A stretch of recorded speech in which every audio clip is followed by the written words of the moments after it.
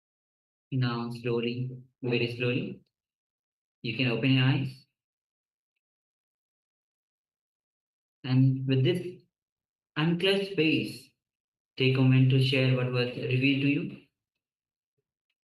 The power of quantum memory to recollect large information from the intelligence behind the brain. Understand the power to start from the oneness. The moment you are in that established in that space, or you are in deep connection with Swamiji himself, when your, as we just had darshan, when your frequency has risen to that frequency, from that space you start manifesting this power. Swamiji gives very beautiful example of Vivekananda. Somebody asked, somebody came to him, to Vivekananda, and gave him a book. He just had glance of that book, just one page that was open in front of him, and within few minutes he was able to know every detail about the whole book itself without even reading it, just by having the glance of that page. This is the power of quantum memory. So go ahead, take a moment and share what was revealed to you through your third eye as you manifested the power of quantum memory.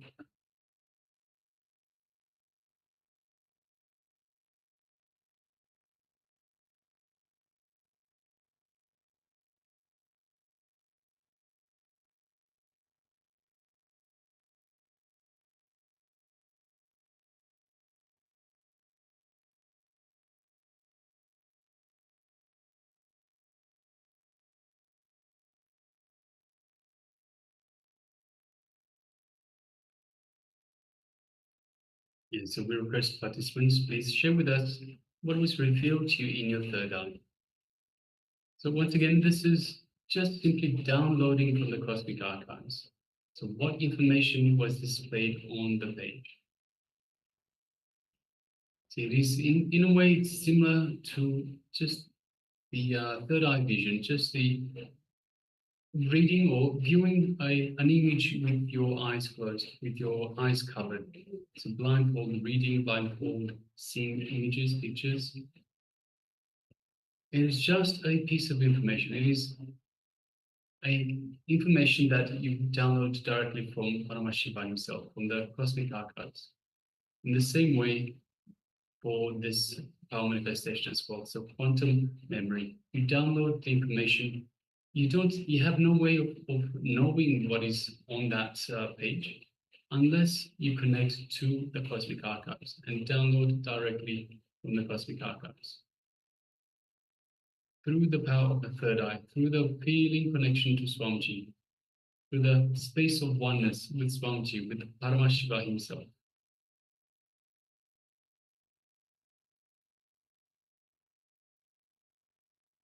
So now let's reveal the page that we had the glance of it. So this is the page number 300 of the Science of Living Enlightenment book. So we'll be revealing this page now.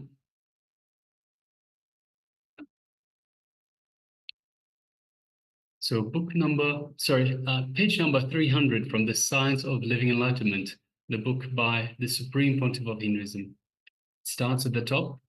Just like how Sati's body was made to pieces and dropped all over the country, and Shakti Pitas were established, the Science of Enlightenment was also made to pieces, dropped in different monasteries and kept a secret.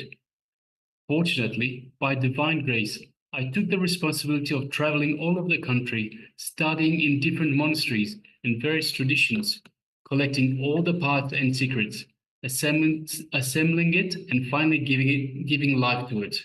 Now it is available as a new birth, or Sati, and that is Parvati. When I traveled the length and breadth of India to take responsibility for this science, I had to suffer so much for my basic needs, like food, shelter, and learning. That is why I have now made the whole process easy for you. The whole science and the whole knowledge is now freely available for you to taste, with your food, shelter, and clothes taken care of for 1 year. Try to taste it and live a life of integrity, authenticity, responsibility, and enriching for a year. Then you will understand the excitement of sannyas, the excitement of life. I have created this place to experience all the secrets of the science of enlightenment, the space of positivity, possibility, responsibility, and leadership consciousness, and the space of enlightenment. With integrity, you experience the space of possibility, of positivity. With authenticity, you experience the space of possibility. With responsibility, you experience the space of leadership consciousness.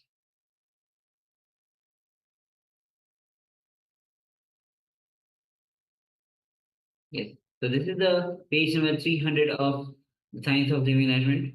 So if you have actually manifested this power, you can share that as well. If anything, even a single word or the whole paragraph itself, take a moment. You can share now itself, now also. We'll be moving on to the next session, which is going to be on the Vedic Renaissance. And this is aimed to revive the ancient spiritual traditions, fostering enlightenment and deeper connection with one's true self. So let's enter into this revelation by Swamiji on Vedic Renaissance.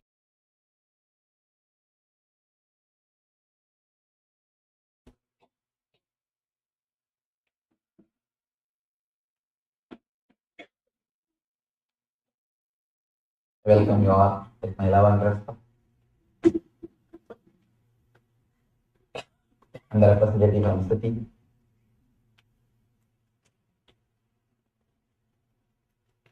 Today's subject is Vedic Renaissance.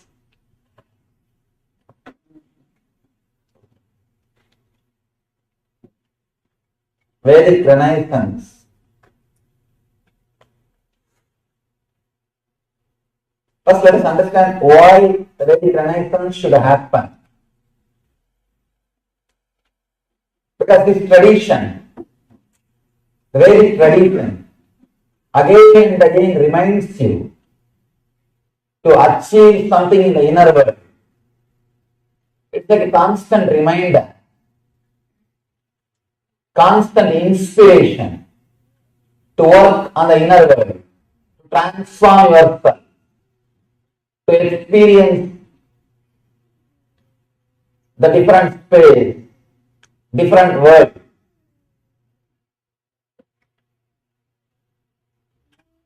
First time in the history of humanity, human beings are enjoying such a luxurious, comfortable life. The outer world luxury and outer world comfort, we have reached peak.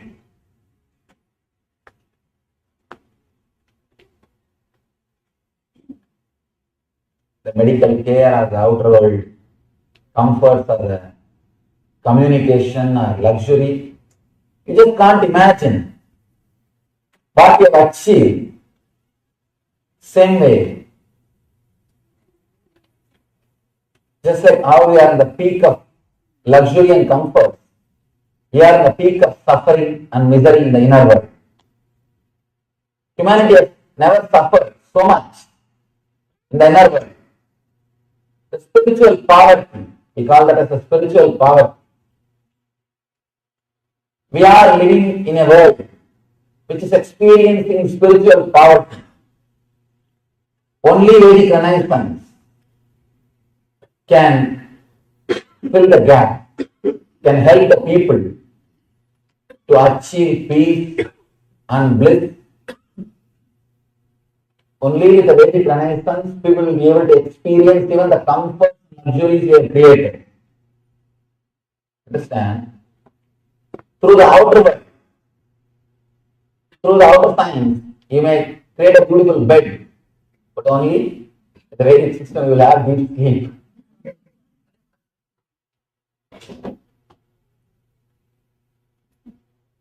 You may create all possible luxurious things.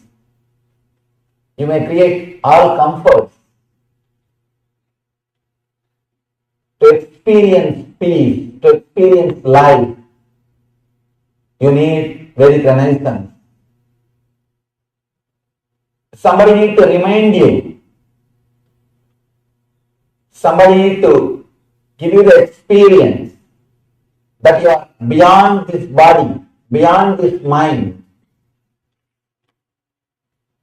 You are beyond all the sufferings of the outer world.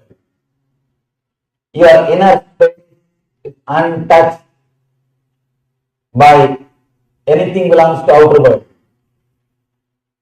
Only Vedic renaissance can do that. Experiencing the spiritual truth, experiencing the inner world, experiencing your own consciousness can happen when the Vedic renaissance happens inside you. Understand? When I say Vedic renaissance, I am not telling you to go and change the whole world. No. Let the Vedic renaissance happen in you first. First, we need to understand. First, we need to internalize. First, we need to transform our life. In Vedic tradition, we don't believe in conversion. We don't believe in going around and preaching. We believe more in practicing. We believe more in creating an intense vibration or the spiritual space, spiritual intensity. Vivekananda beautifully says, the ordinary teacher who is going around and meeting thousands of people will not be able to create such an intense energy like a person who is sitting in a cave and just radiating his enlightenment. Understand? Vedic Dharma is so courageous. It discourages even preaching. It says, let you achieve, let you radiate. Simply everything else will happen. For the renaissance of the Dharma, renaissance of the Vedic tradition, first you need to do, let you become a seeker. Let you understand what form you are living. When I use the word seeker, let me define the word properly. I mean, person who understands the outer world is not everything. Whoever got the clarity, the outer world is not everything. Life is something more than the outer world.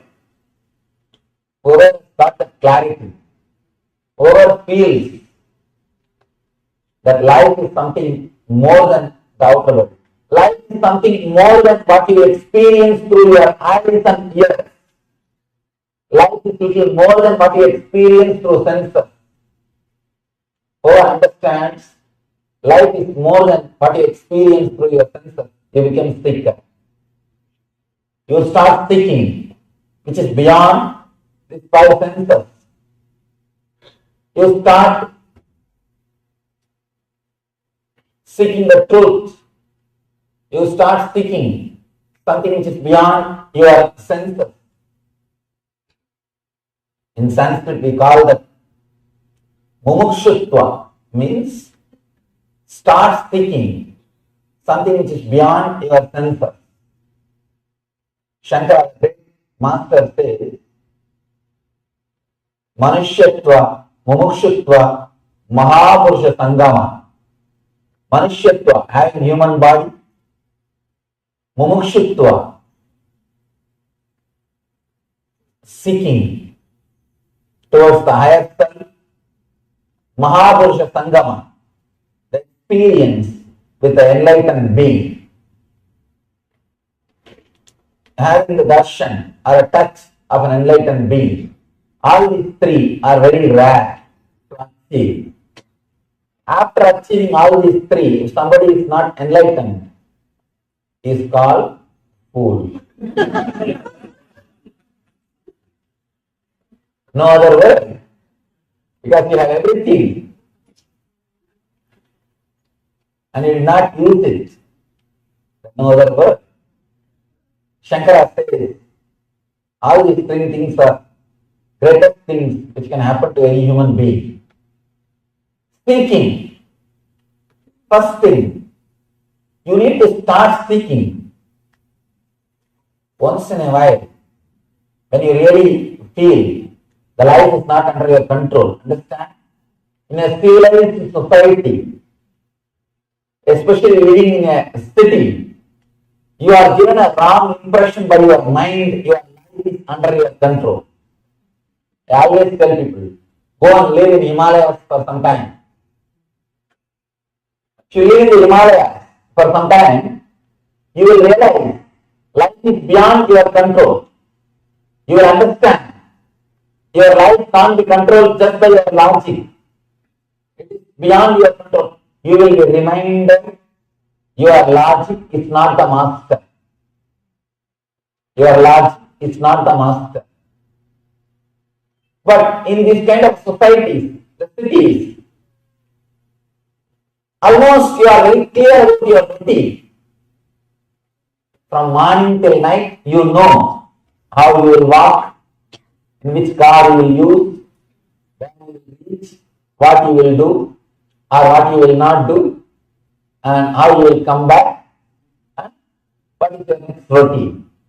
Even if there is a small accident, you know there is life insurance. There is insurance. Practically, your ego gives an idea, your logic teaches you, your logic gives you the sort of a feeling, your life is under your logic. Unconsciously you start believing your life is under your logic. That is why whenever some incident happens which is beyond your logic, which is not under your control, you are totally shaken. You are completely shaken. You are not able to handle. You don't know what to do. Either you fall in depression or you just suffer. You always expect, you always believe unconsciously that life is going to be only filled with the incidents which will be under your control, where your logic is going to play everything, where your logic is going to be a leader. Suddenly, when the truth is told to you, of course, life again and again reminds you the truth.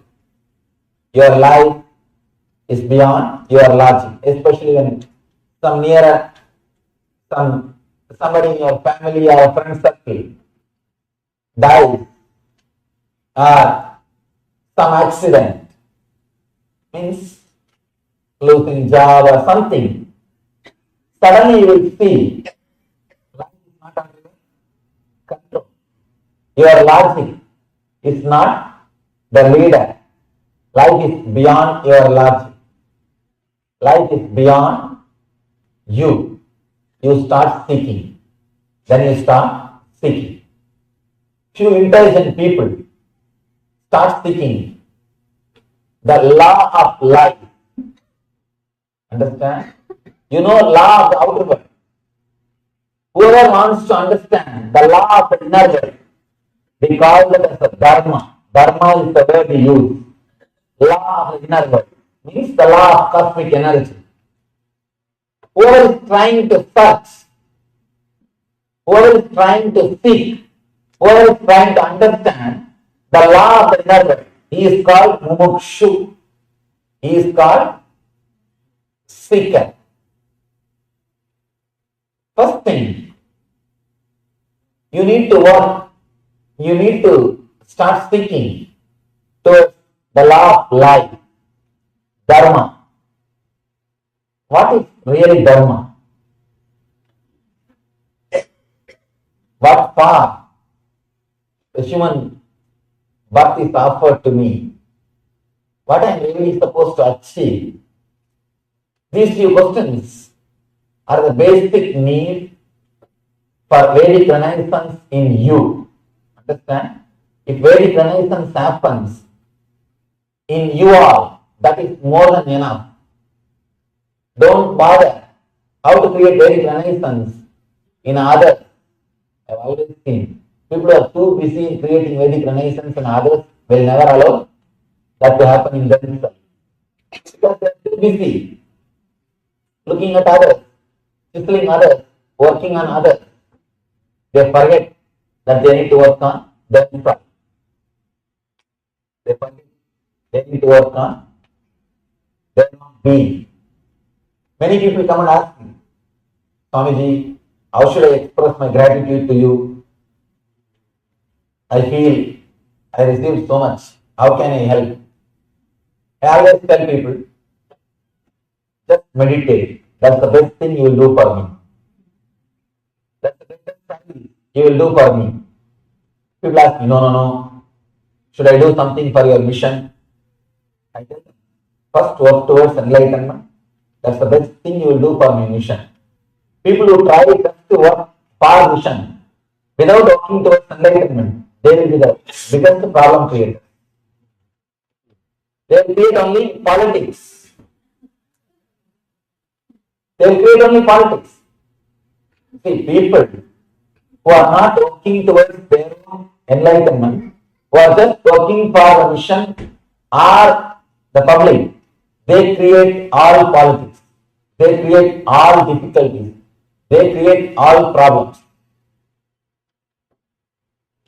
If you start doing service without having enough of inner maturity, you will only create more problem for people. You will create trouble so that you can start serving. I have seen people first to create trouble, then start serving.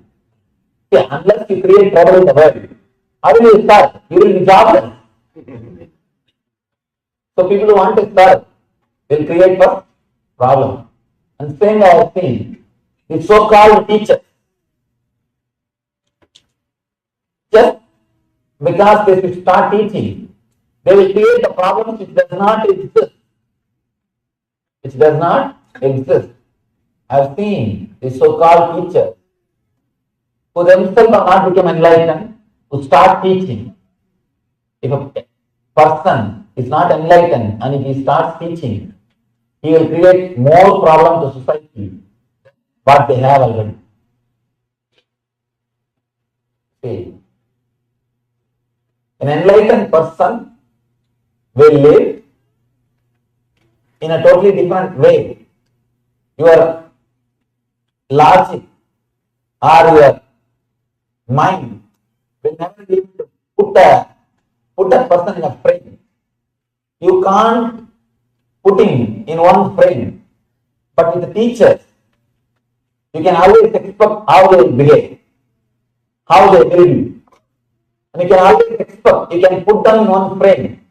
So it is easy for your mind to believe teachers. It is difficult to trust masters. Because masters first work will be shaking you. I always tell people, if you feel that you are totally shaken, whatever you believe, whatever your ideas you carry is shaken, be very clear that master started showering his compassion on you, his grace on you. Only when he showers his grace, only when he showers his compassion, your whole being will be shaken. Your whole being will be transformed. First thing you need to understand for Vedic Renaissance is seeking. Let the seeking start happening inside you. The big problem with our mind, whenever you listen these great words, for a few days you will really cherish them. But again, slowly your old inner chattering will come back. Slowly your old mental setup will come back.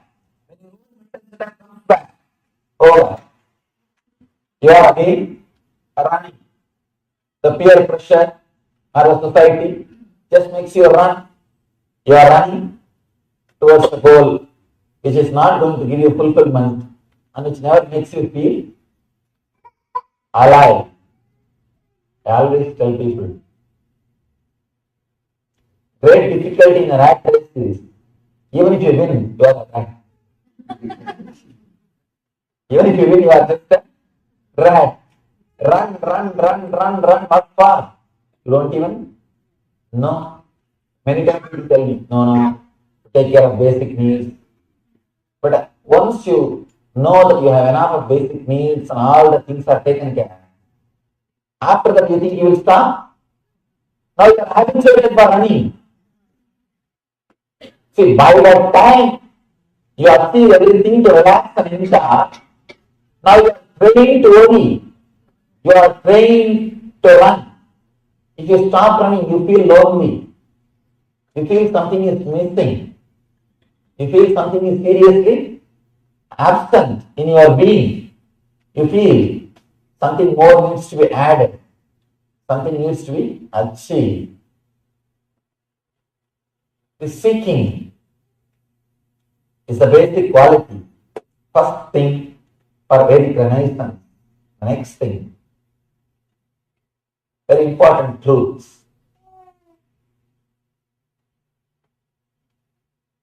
Seeking which starts in you should not be just an emotion, should not be just a thought. It should be a deep understanding. Seeking plus understanding leads to transformation. Just seeking. See, if you are just a seeker, anybody can give you words.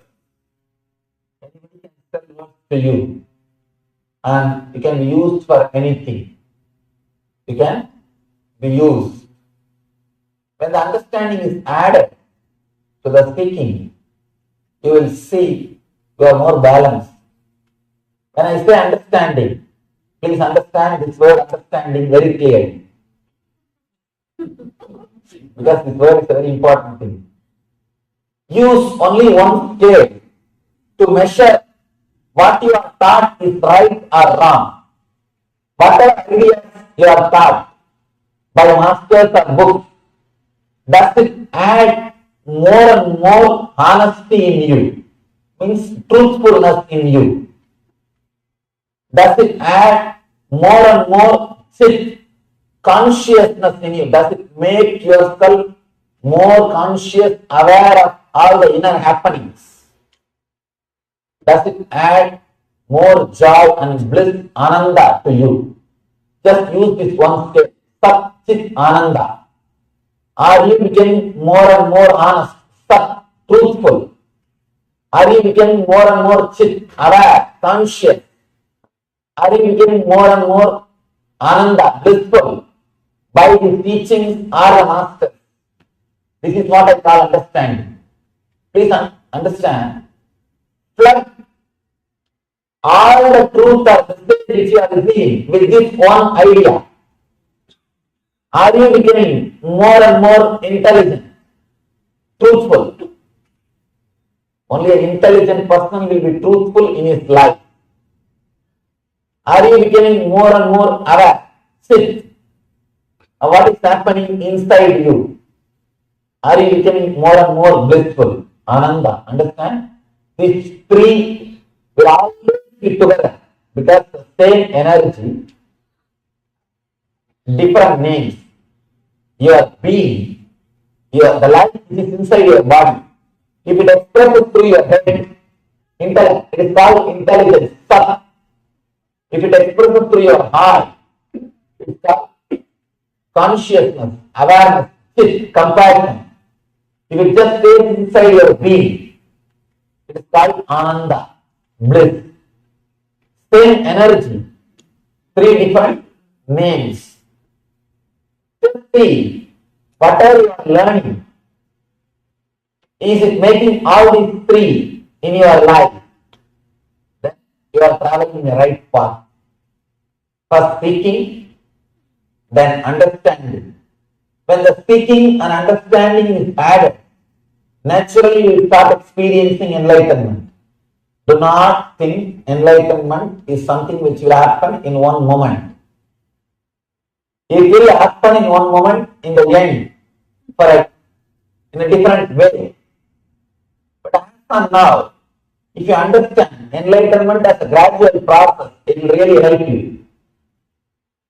Enlightenment experience or the truth will be a sudden explosion, sudden experience.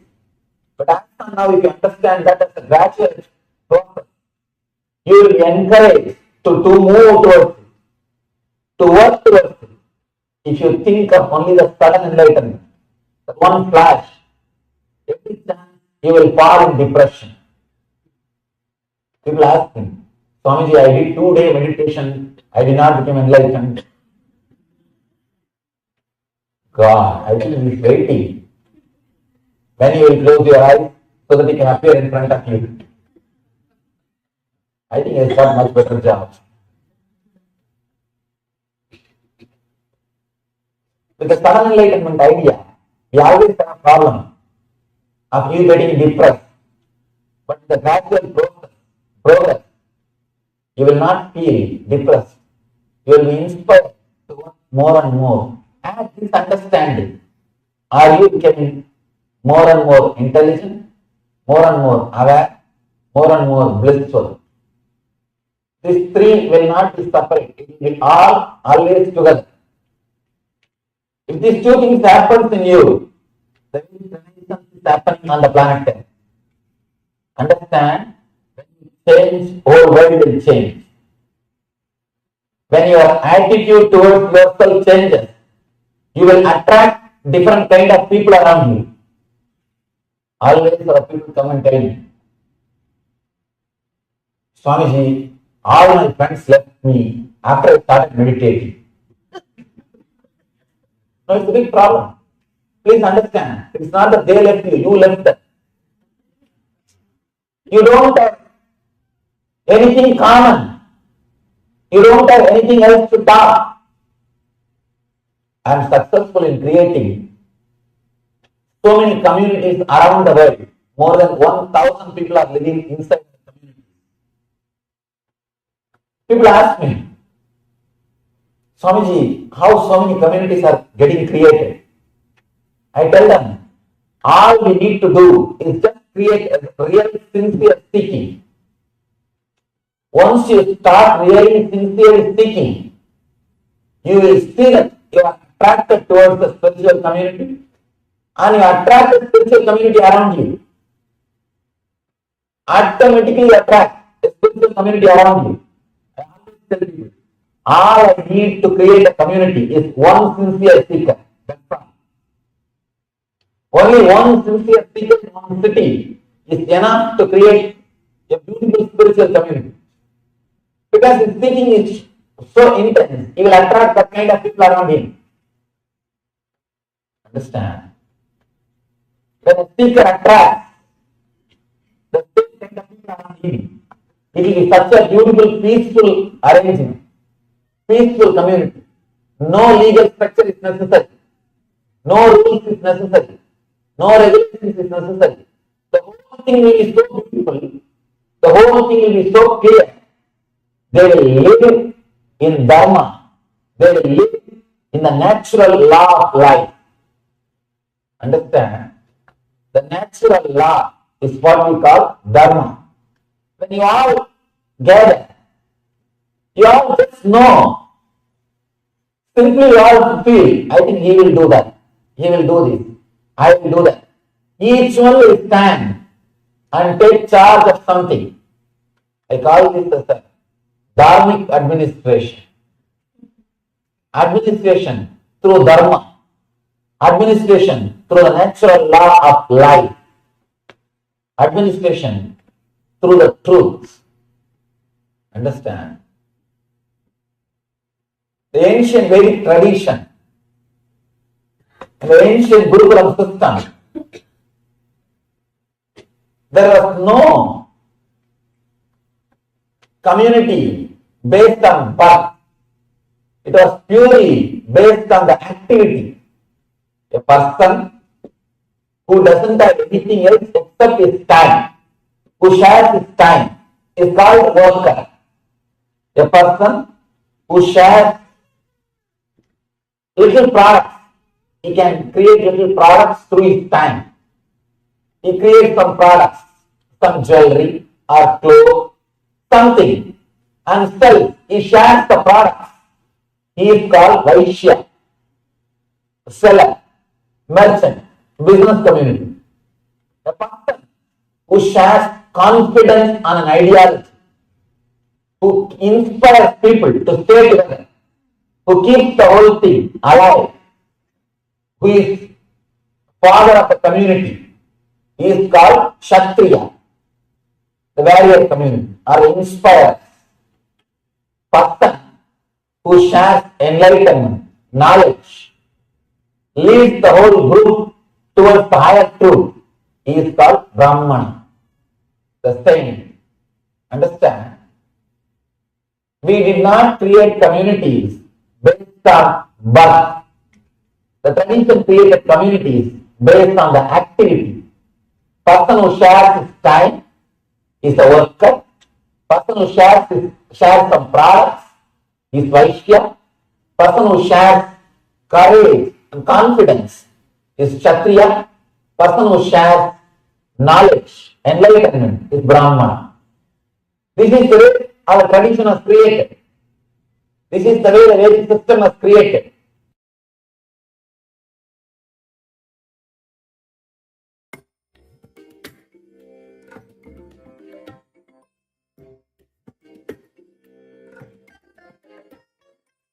I bless you all. Let you all open all your three eyes and manifest the powers of Mahasada Om Nithyananda Paramashivoham Om Nithyananda Paramashivoham Om Nithyananda Paramashivoham Om Nithyananda Paramashivoham Om Nithyananda. Yes, Nithyananda, all of you.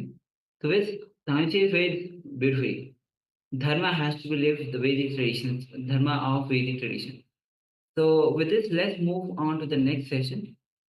The next session is going to be on the question and answer on the time shaft. In the beginning, Swamiji very briefly touched this concept of time shaft. Only in the present moment, the eternity of time shaft can be touched. Only when we are in the eternal, in the present moment, we touch the eternity. Now, to this shaft of eternal past going to future, future coming to past, it goes on. This eternity and in present, this all put together, all past, present, and future put together is eternity.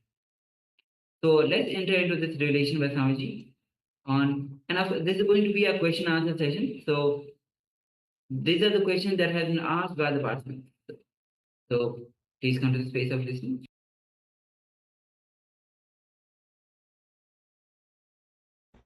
Your future is available to you.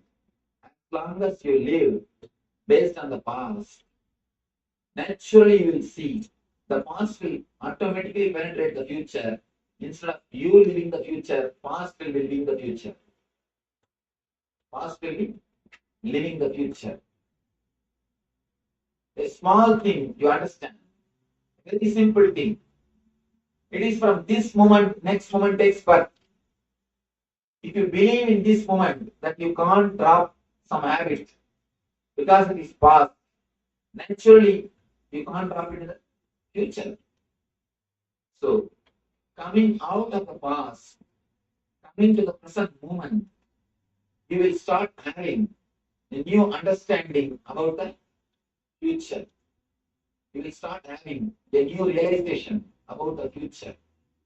One more thing, when you sincerely penetrate the present moment, the eternity, the present moment, the time shaft stops moving. Time shaft stops moving. Somebody asks Buddha, Buddha, what's your age? He just remains silent.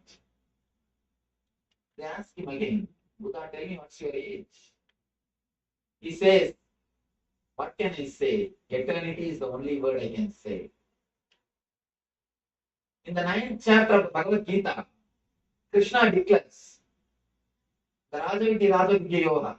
Krishna says, O Arjuna, the same science is delivered by me to Sun God, to Ishwagu, and now to you. Arjuna gets shocked. Arjuna says, what are you talking? You are just 40 years old. Sun God and Ishwagu are 5,000 years old. How can you say, you Krishna, you gave this knowledge to Sun God? Krishna says, Arjuna, you don't understand what I say. Attention never moves when you penetrate the present moment. When Krishna says, I gave the same science to Sun God, he is not telling the lie. Please be very clear. He is telling the truth. When you actually enter into present moment, you just become past, present, and future. You experience a different space. The problem is we have experienced only the horizontal line of the time shaft. Past, present, and future.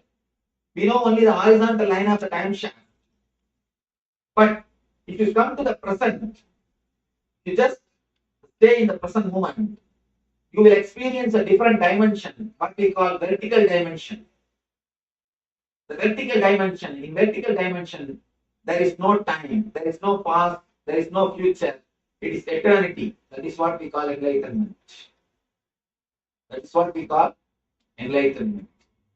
The man who has experienced the past, present, and future, the horizontal shaft and the vertical shaft, he is the person who is enlightened. When you die in this horizontal shaft, horizontal space of past, present, and future, when you die in this horizontal line, you will experience a vertical line, which is different space, timeless, spaceless zone, what we call as Chidakasha. What we call as Chidakasha in Sanskrit. That is why again and again our masters declare it is eternity, it is eternity, it is eternity. All our idea, time and shaft, the past and the future is just an idea. It is not reality. When you get even the very small glimpse of present moment, you will understand the future and the past. If you can experience the present moment, the experiencing the present moment is what I call meditation. You see, for meditation, you don't need to do anything differently. People come and ask me, Swamiji, is meditation an extraordinary thing?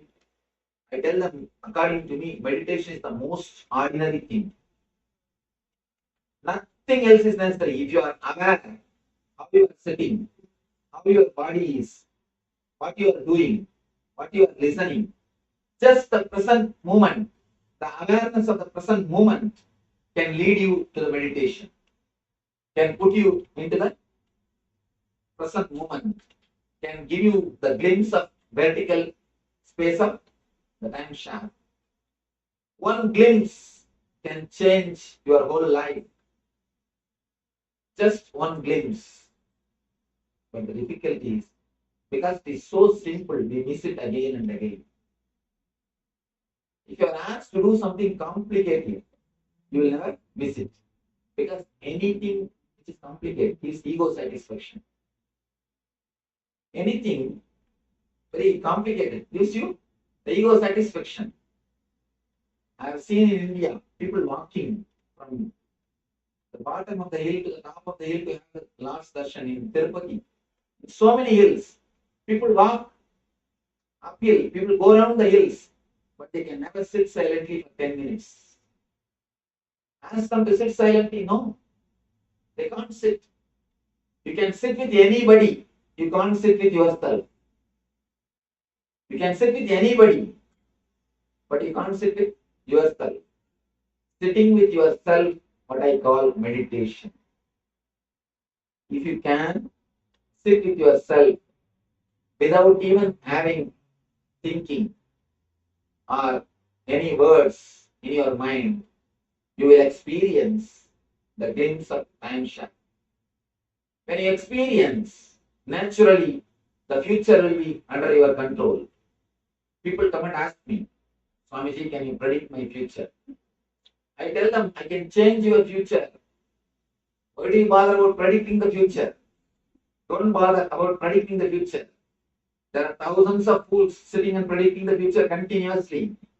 Go to India, under every banyan tree, one guy will be sitting with a parrot. The parrot himself doesn't know about his future. That is why he's under the cage. But you people go and sit there in front of the parrot and ask about your future.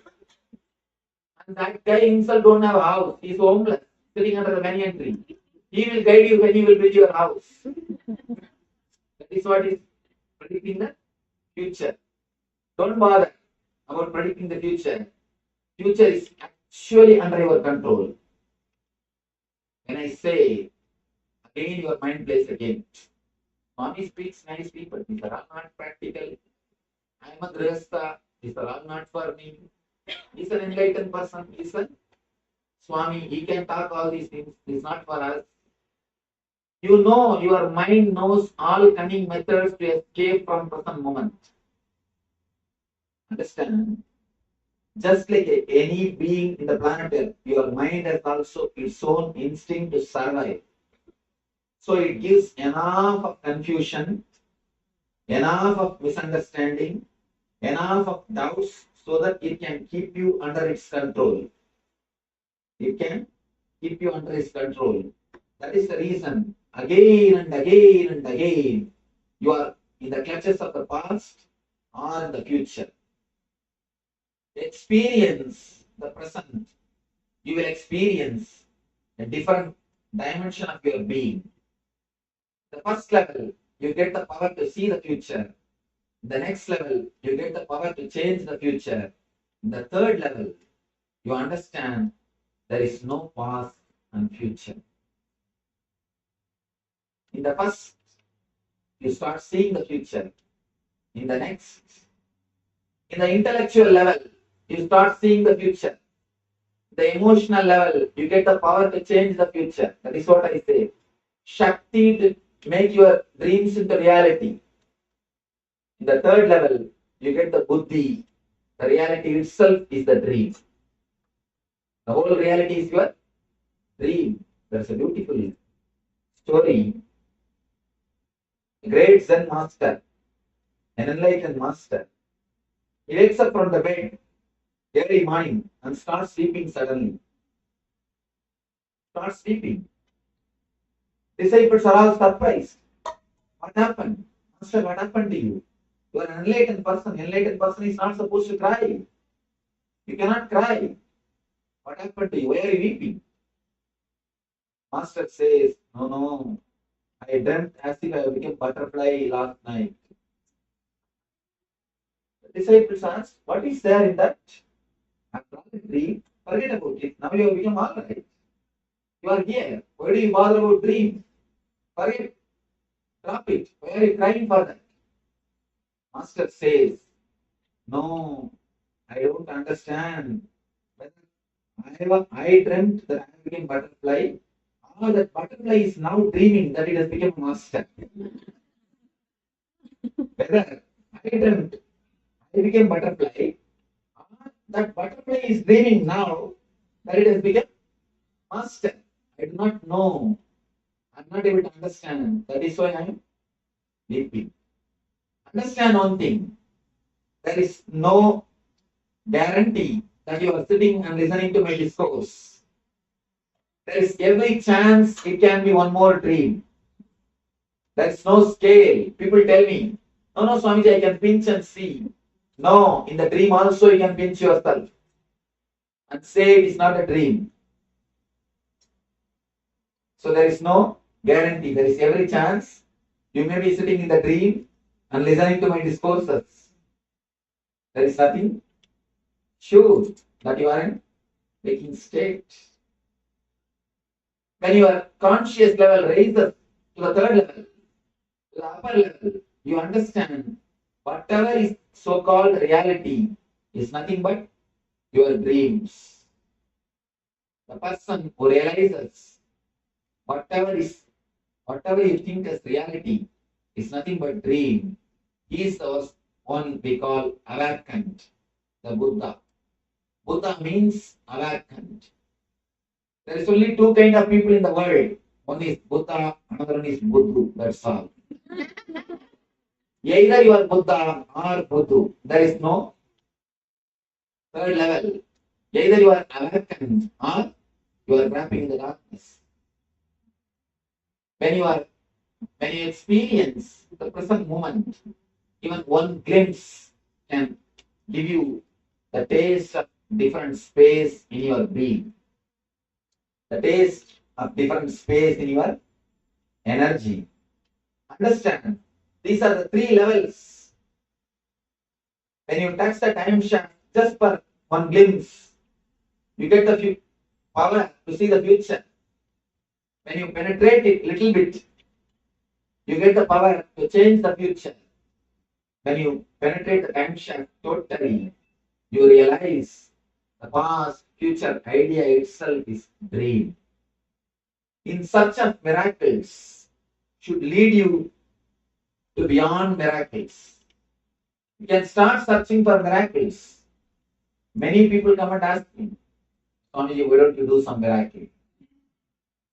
It's a usual thing. Anywhere I go, please Swamiji, do some miracle. How much you tell the people? No, doing miracle is nothing. That is not a real thing. Just materializing something or teleporting something is not a real miracle. Transforming the human lives is the greatest miracle. How much you tell, but people again want to watch something. People again want to have something. When you have the craving, when you start mongering for mysteries, you will miss the mystery of mystery, which is God. Please be very clear. When you start searching only for miracles, you miss the greatest miracle, the whole existence. The greatest miracle is existence. If you start searching something, only some small things are miracle. If you start thinking only few things are miracle, you will miss the greatest miracle, which is universe, which is the great existence. Understand? Don't miss the great miracle, which is existence, which is universe, the divine. So, in such of miracles is good path to start, good place to start, but bad place to end. Right place to start, wrong place to end. So let your search for miracles lead you to the energy which is miraculous itself. Let it lead you to the space where we experience the greatest miracle, the whole existence, the prapancha, the universe. Paramashivoham says beautifully, the blood becoming blood in your body is the greatest miracle. But we take all these great miracles for granted and search for something else. Search for some other miracles. Understand and look a little deeply. Come to the present moment. You will understand the whole universe is nothing but a miracle. The whole universe is the greatest miracle. You will experience the greatest miracle which we call universe. So let you experience the glimpse of the present moment. Let you experience the glimpse of the present moment in your being, in your space, and let you experience the bliss, eternal bliss, Nithyananda. Thank you. A little bit more how to stay in the present and how to celebrate the present. Can you explain it? Wonderful question. I'll repeat the question. She asks, can you elaborate more? Can you explain a little bit more how to live in the present moment? See, a simple technique, very one single line technique. Live inside your boundary, that's all. Just live inside your boundary. You know where your boundary ends. Are you aware of your boundary? It depends on person.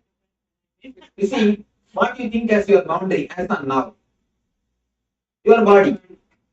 Surely not more than that. Don't think you are Atman. Unless you realize you are Atman, you are not Atman. If you think you are Atman, you miss the whole thing. You are Atman has to be realized, not to be thought. As of now, you know only one thing. You are body. This is what is your boundary. Start living inside that boundary. Start living inside the boundary. People ask me.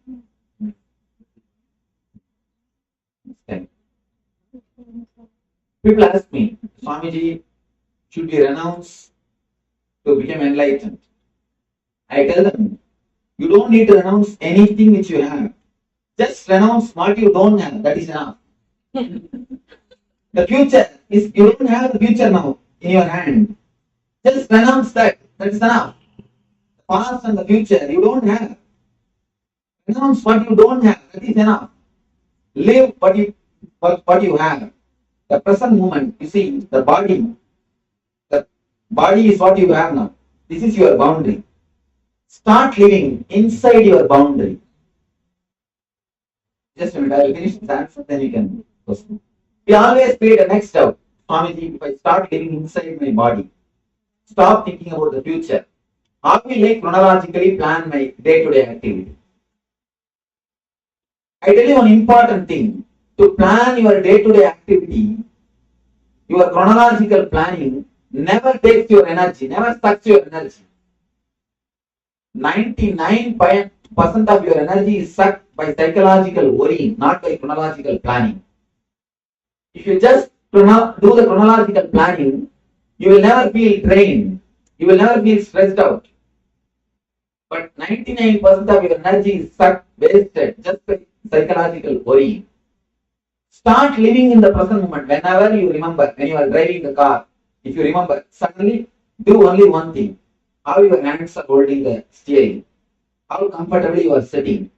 Just feel how your legs are placed. How your body is. Just witness what is happening inside your body. What is happening inside your mind. Just be in the present moment. Whenever you remember. Again and again and again. When you are walking, when you are sitting, when you are talking, when you are eating, when you are doing things, again and again, be in the present moment. You will see, you will have a glimpse of Tansha. Yes, please. Your question. You answered it. Thank you. Yes. Understand one thing. Sorry. He asks how to drop the guilt from the past. One simple story you need to understand. There was a great rishi doing tapasya in the forest. He is doing tapasya. He has not become enlightened.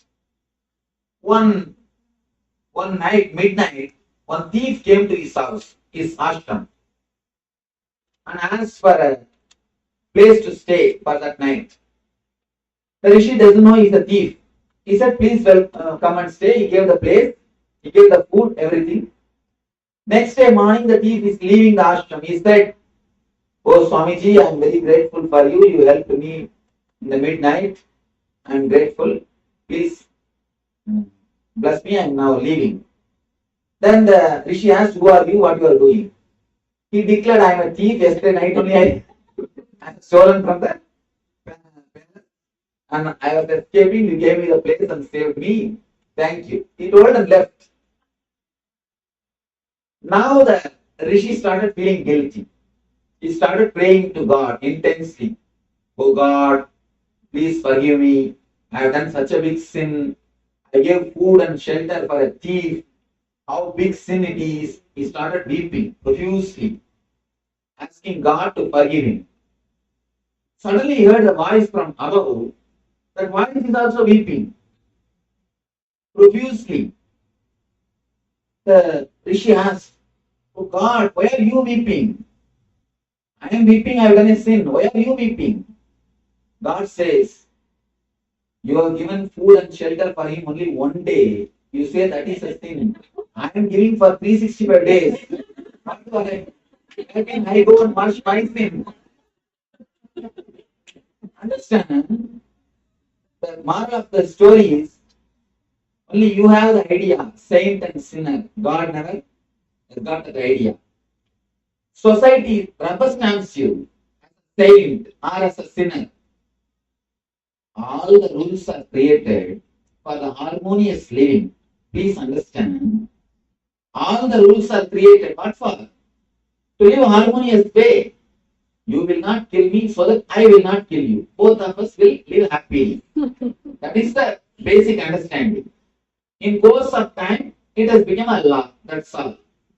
So all rules, all regulations are created to live a harmonious, happy life.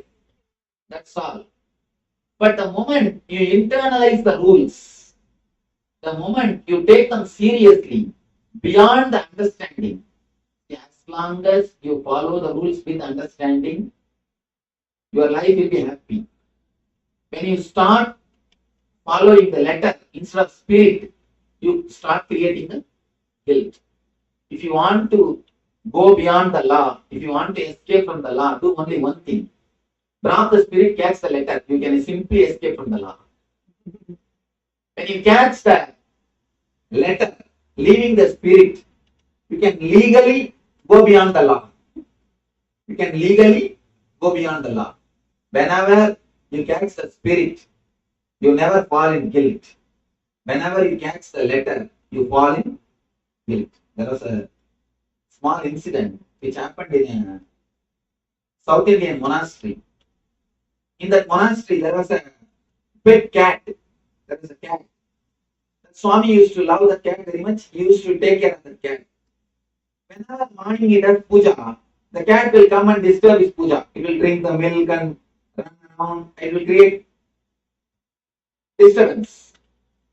So one day the Swami decided, before starting the puja, he told the disciples, I will come catch the cat and cover it with a basket. Then I will start the puja. So they caught the cat and covered it. He started the puja. Every day before starting the puja, he used to instruct, catch the cat.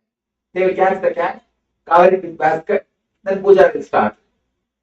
By and by, one day the master also died and the cat also died. Disciples are now in a big trouble. Without cat, how to do puja? They thought how to worship, how to do the worship without cat. So they sent for a person to get some cat at least from forest. They brought the cat, covered it with basket, then puja started. And after a few days, getting cat has become a big difficulty. Every day, how will you get one new cat? And naturally, getting cat has become a big difficult. Finally, the disciples said, see, it has become Kali Yuga, Iron Age. When you can't get the cat, how can we do puja? All right, stop the puja. Whenever you miss the spirit, catch the letter, you do the same mistake. So whenever you have the guilt, look a little deep. Look a little deeply. You will be catching the letter, leaving the spirit. Don't leave the spirit. Don't catch the letter. Actually, master is the finger pointing to the moon. Master, enlightened master is finger pointing to the moon. If you see the moon, you will exactly realize or you get the benefit of the master. What for you go to the master? To see the moon only. He is the finger pointing to the moon. You see the moon, you are enlightened. You really achieved what has you achieved. But the problem is, you don't see the moon. You catch hold of his finger and hand.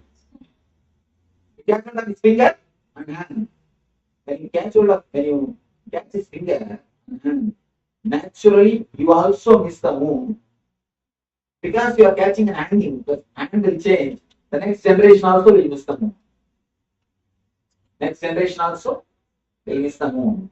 Whenever you catch the spirit, you will never create guilt. When you catch the letter, you will always have guilt. I always tell people, don't catch Nithyananda, catch Nithyananda. Catch Nithyananda. Catch the spirit, catch the energy, not the form. I always tell people, when you imbibe the eternal bliss, Nithyananda, you will see Nithyananda will be there. When you stop imbibing the energy, you will naturally, even if the form is there, you will miss it. You will not have it. In your life, in the Vedanta, see, the rishis are such a courageous people. The rishis are the only people on the planet Earth who declared their literatures can be updated. All messiahs, all masters have not accepted that their words can be updated. Rishis have declared smritis can be updated. There are two kinds of scripture in Vedanta, Shruti and Smriti.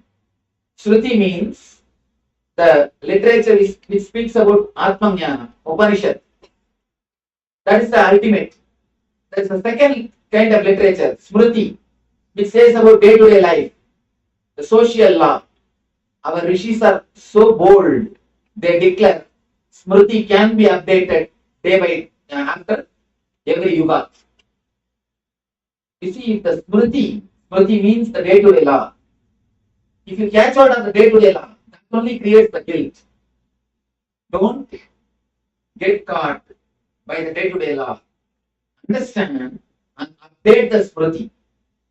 When the software can be updated, why not Smriti? When you stop updating, you stop growing.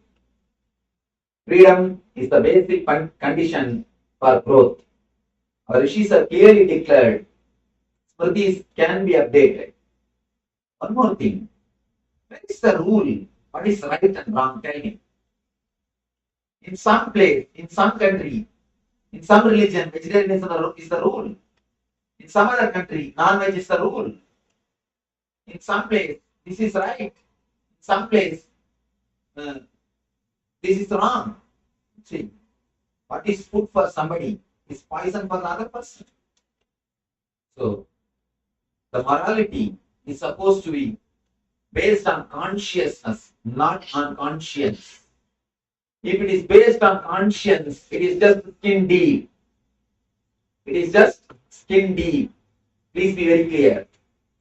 Of course, I don't say go on to all the mistakes, no. But I tell you, any morality should be based on understanding, not on fear and greed.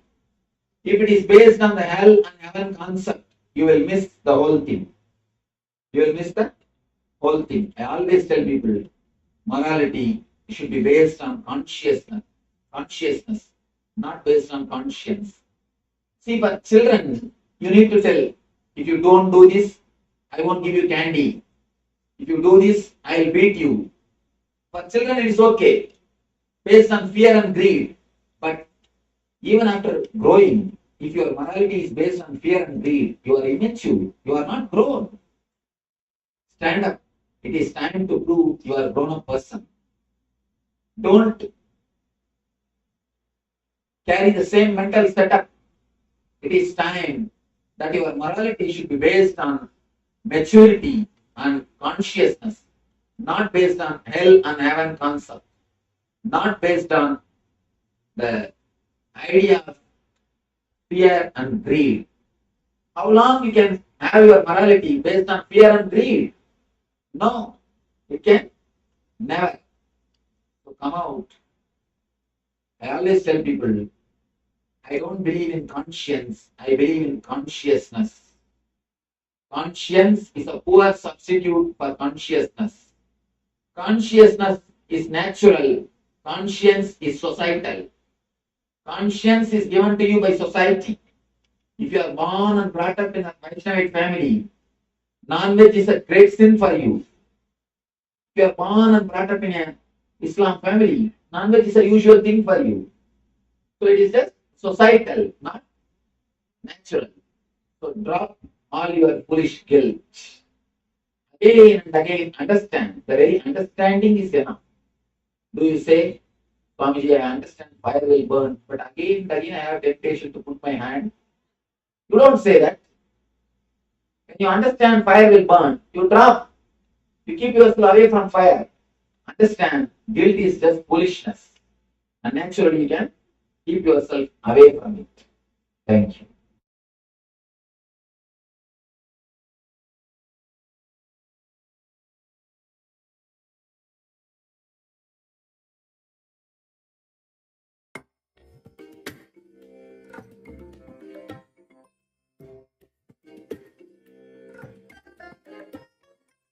I bless you all. Let you all open all your three eyes and manifest the powers of Mahasudashiva. Om Nithyananda Paramashivoham. Om Nithyananda Paramashivoham. Om Nithyananda Paramashivoham. Om Nithyananda Paramashivoham. Om Nithyananda Paramashivoham. Om Nithyananda.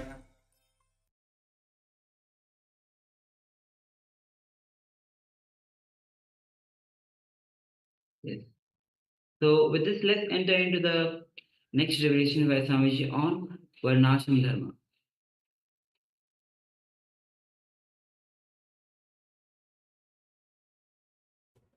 Understand, the only way to bring the very system back to allow the renaissance to happen, to help the renaissance, you need to understand the whole truth, how the law of life works, dharma, how the dharma happens. For example, in some field, you will feel more confident, more courageous. But maybe due to your engraved memories or samskaras, in some field, you will not feel confidence and courage. You will not feel courage or confidence. You will not feel that you will be able to face that situation. You can see women who can face her husband will not be able to face just a small insect. A rat is enough to shake her, or a small insect is enough to frighten her. Samskar, or even just a darkness is enough to completely make her shiver in the fear. Just samskar. Even in your life, at some time, in some situation, you will express so much of courage and confidence. But in some place, you will not be able to stand. So the law of life is when you feel confidence, you share that. Understand one more thing, important thing. Brahmana does not need to be a Brahmana throughout his life. All 24 hours, no. A Vaishya need not be a Vaishya all 24 hours, no. A Kshatriya need not be Kshatriya all 24 hours. No. A worker need not be worker all 24 hours. It's like that. Sometimes you play the role of Kshatriya, means gain confidence. Sometimes you play the role of Vaishya, sharing products. Sometimes you play the role of sharing knowledge, enlightenment. So it is just the job, it's just the thing which you do in your life also. If you understand this one truth, where you need to play the job of Vaishya, where you need to play the job of a Kshatriya, where you need to be a worker, where you need to be a Brahmana, your whole life will be beautiful. Big problem is you do not know how to remove your personality and go to the next personality. How to use personality is like a coat. You are caught in one personality. Using the wrong personality in a wrong place is what I call ego. Understand? Where you need to be very polite and humble. If you are arrogant, violent, it's egoistic. And where you need to be very arrogant, courageous, if you are polite and humble, you are egoistic. Understand? Always we think, no, if I am humble, how can I be egoistic? No. Ego standing topsy-turvy is also ego. Inferior ego. One small incident. Once the incident happened in a great master like Ramana Maharshi. His disciple, one of his disciples, translated one of his books into different languages. In the translation, the front side of the book, his name is also published, translated by that person's name. When the disciple saw that book, he went and told Bhagavan, they shouldn't have put my name. I don't feel like my name should be publicized. I am not that kind of a person. He went and shouted at the administration. The disciple, why did you put my name? And then came to Bhagavan and said, Bhagavan said, the ego which has the name and ego which has my name should not be put. Both are one and the same. If you ask, my name should be there. And if you say my name should not be there, both are ego. Relax. Bhagavan beautifully says, it is called inferior ego. The ego which is trying to show the humbleness. Understand? With a superiority complex, with a violent, aggressive ego, at least society will teach you you have ego. With a humble ego, you will escape from society. That is more dangerous. That is more dangerous. Very dangerous. It is called cunning ego. The ego which can nicely save itself. The real Vedic renaissance can happen if you understand where you need to be. Yeah. Vaishya, businessman. The big problem is with your family, you do Vaishya job, business.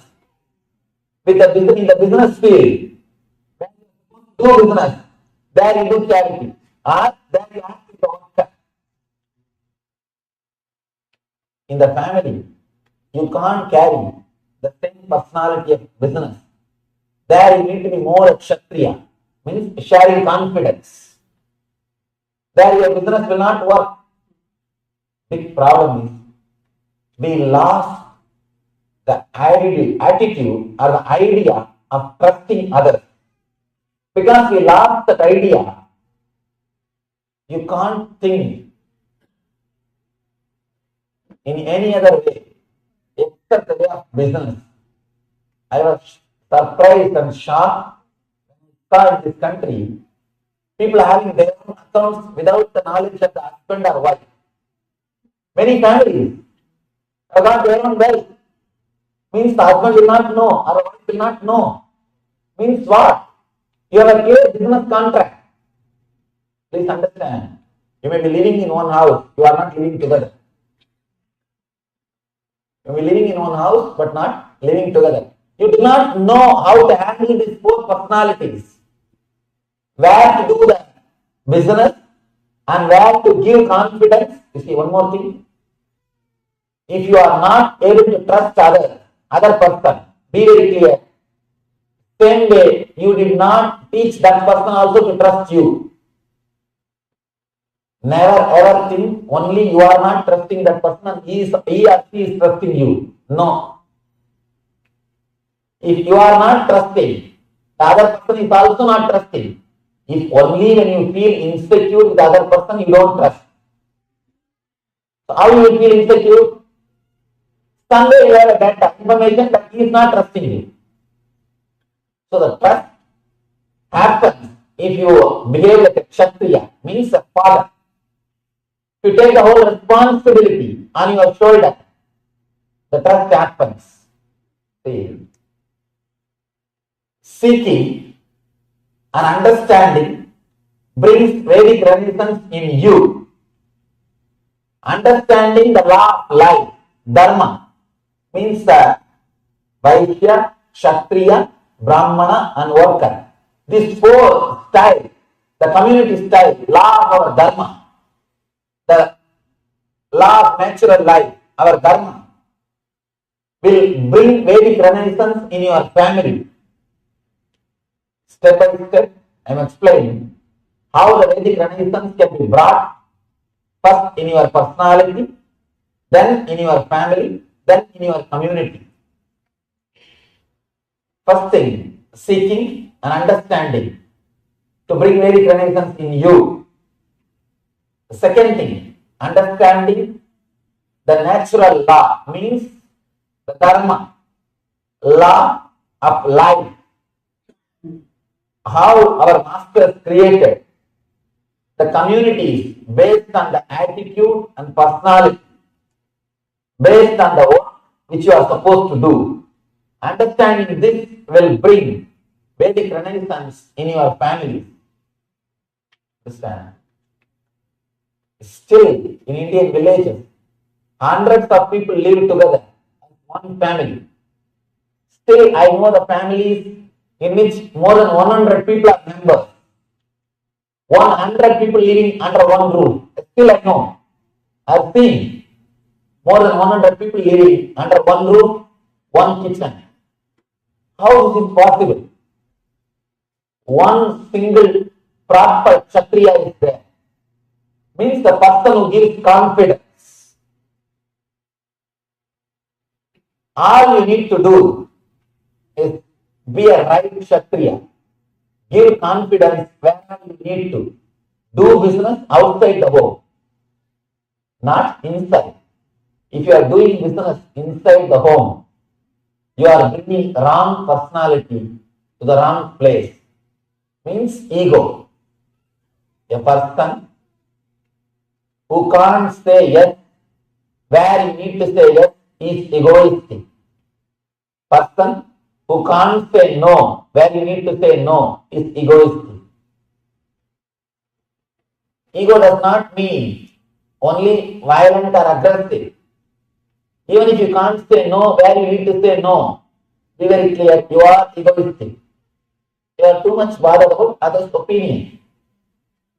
That's the reason you have to say yes, even when you can't say, when you don't want to say yes. You think, no, what do you think about me? Ego. You want deep ego satisfaction. If you understand how to play these different roles, where you need to be a worker, where you need to be a Vaishya, means the businessman, where you need to be Kshatriya, giving confidence, and where you need to be a Brahmana, sharing knowledge. When you are counseling somebody, when you are helping somebody who is in depression by counseling, you are doing the job of a Brahman. You are leading the person to more light. You are radiating knowledge. So, try to handle your different personalities. Say, instead of counseling, whenever you need to counsel, you start using your warrior personality. You start using your Kshatriya mode when you need to use the Brahmana mode. You start using your Vaishya mode when you need to use Kshatriya mode. That is where the problem starts. That is why the joint family system, living as a community, has disappeared. You can't find depression in the communities because you have so many people to relate. If you have to talk to the same person from morning to evening, if you have to see the same person in the house, naturally you will feel bored. You will feel how many days you can see the same person. And after 1 or 2 years, you know the answers he will give. For any problem, you know exactly where. If you tell this word, what word you will speak, you know. So you start thinking, why to tell this and get that better? I will repeat that word also. You will feel bored. The boredom starts happening when you are relating with only one person. One more thing, when you have different choices, you can create groups. You will feel attracted towards somebody. You will feel attracted towards one group. You will have more freedom to interact. One more thing, when you interact with so many people, your personality also becomes rich. You enrich yourself. You learn many things. And you have freedom. You have a little more space. If you are angry with somebody, 2 days you can stop talking to him. You can talk to somebody else. Now you have choice. In giant family, in community system, understand the greatness of the Vedic rishis who created this whole system, who created our Vedic way of living. You have choice. But now, if you are angry towards your husband or wife, of course, you won't talk to that person, but you don't have anybody else to talk. And you are sitting with your TV. How long you can sit with your TV? One more thing. When you talk to somebody else and open yourself, either you get some consolation or counseling.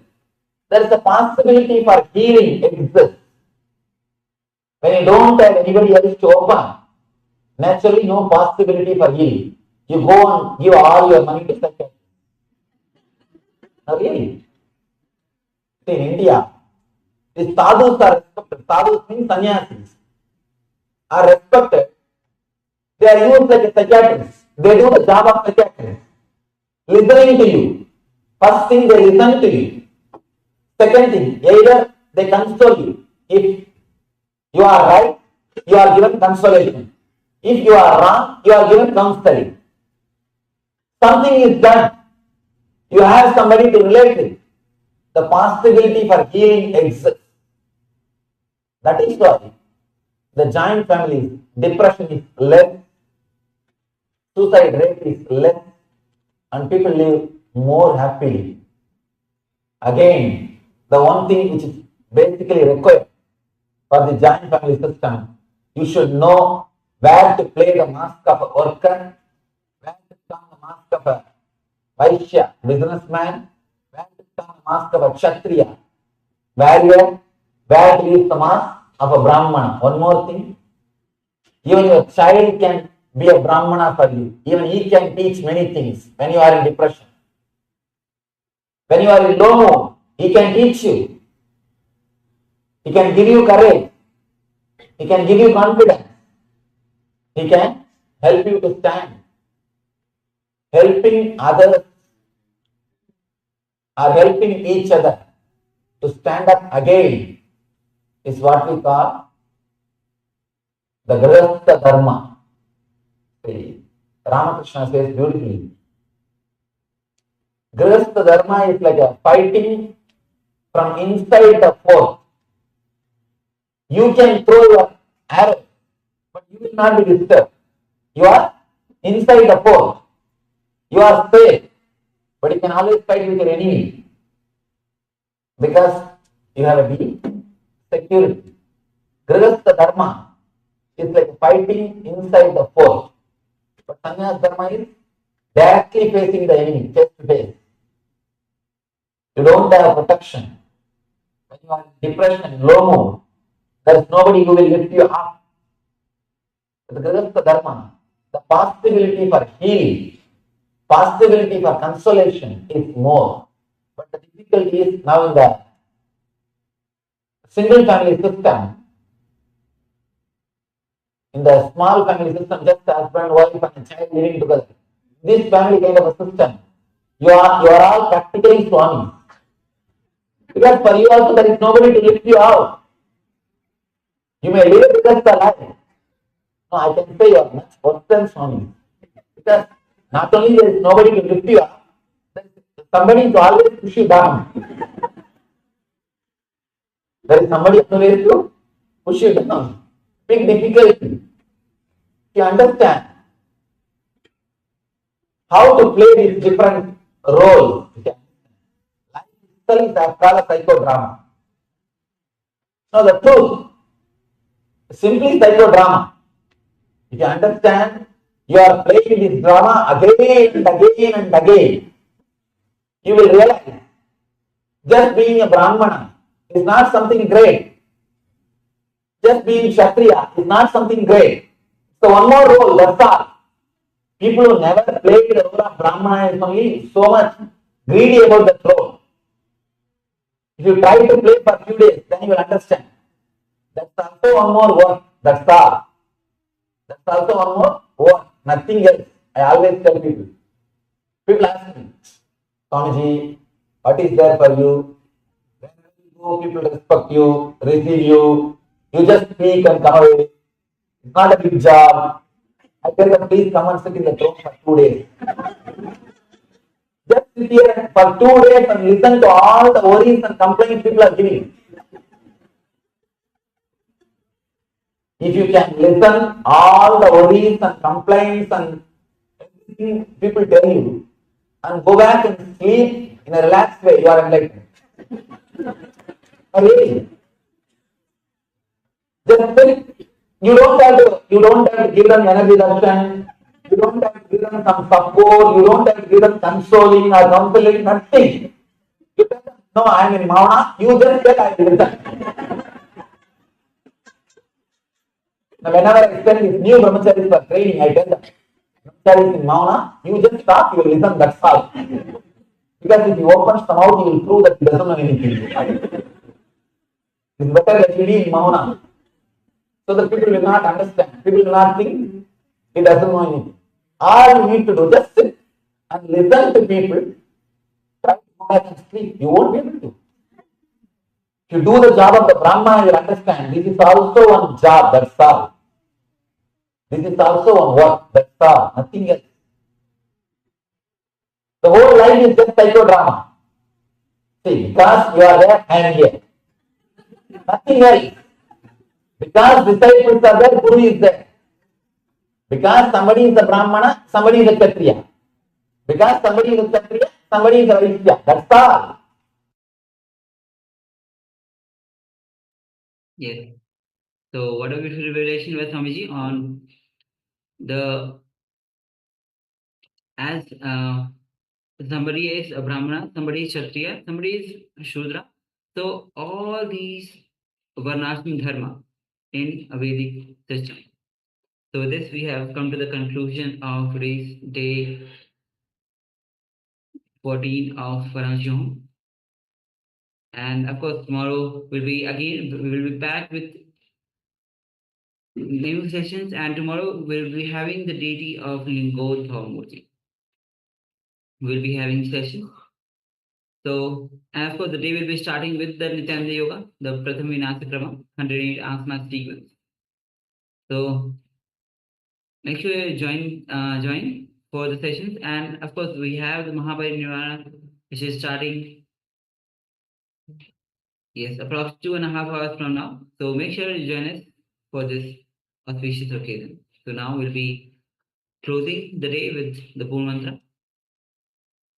Om Purnamada Purnamidam Purnat Purnamudachyate Purnasya Purnamadaya Purnameva Vashishyate Om Shanti Shanti Shanti. Hari Om Tat Sat. Sarvam Bhagavad Sri Nithyananda Parameshwara Paramastu.